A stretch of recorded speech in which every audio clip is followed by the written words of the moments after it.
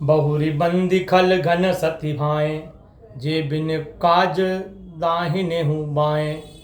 पर हित हानि लाभ जिन केरे, उजरे हरस विषाद बसेरे। अब मैं सच्चे हृदय से दुष्ट जनों की वंदना करता हूँ, जो बिना प्रयोजन के ही अपने हितैषियों के शत्रु बन जाते हैं, और दूसरे के हित की हानि ही जिनके लिए लाभ, और किसी के उजड़ने से उनको प्रसन्नता व बसने से दुख होता है। देखिए तुलसीदास जी महाराज दुष्ट जनों की भी वंदना करने का बता रहे हैं। कहत सुनत पर अघ न अगाही, जे प्रथु शेष सरिस जग माही। हरिहर जस राकेश राहु से, पर अकाज भट्ट सहस बाहु से। जो दूसरे के पापों को कहते सुनते नहीं अघाते हैं, वे मानो पृथु और शेष जी के तुल्य जगत में आकर प्रकट हुए हैं। श्री विष्णु जी और शिव जी के यश रूपी चंद्रमा को राहु के समान, और दूसरे का काम बिगाड़ने को सहस्त्र बाहु के समान योद्धा बन जाते हैं। जे पर दोष लखहि सह साखी, पर हित घृत जिन के मन माखी। तेज कृशानुरोष महिषेषा, अवगुण धन धनि धरेसा।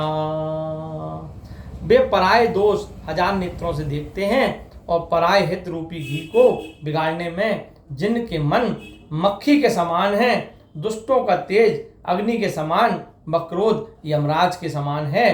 पाप और अवगुण रूपी धन के तो वे मानो साक्षात कुबेर ही हैं। उदय केतु सम हित सब ही के, कुंभकर्ण सब सोबतनी के। पर अकाजु लगी तनु परिहरहि, जिम हिम उपल कृषि दलि गरहि। केतु के हृदय से तो सबको क्लेश होता है, इसी प्रकार दुष्टों के बढ़ने से सबको बराबर क्लेश होता है। वे कुंभकर्ण के समान, अर्थात दुष्ट लोग कुंभकर्ण के समान सोते रहें तो अच्छा है।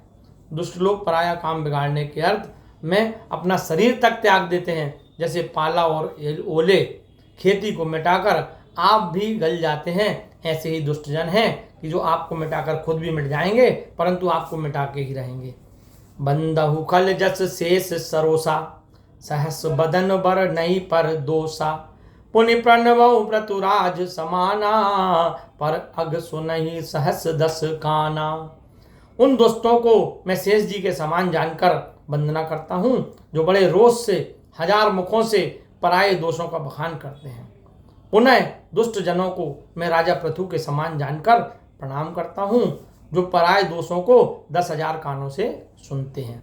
बहुरी शक्र सम बिन बहुते ही, संतत सुरानीक हित जेहि। बचन बज जेहि सदा प्यारा, सहस नयन पर दोष निहारा।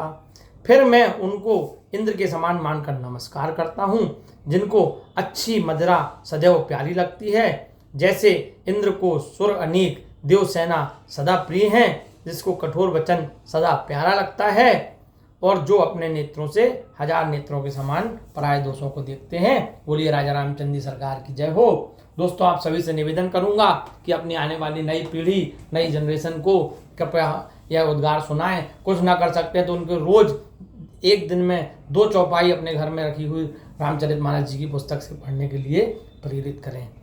जय श्री सीताराम।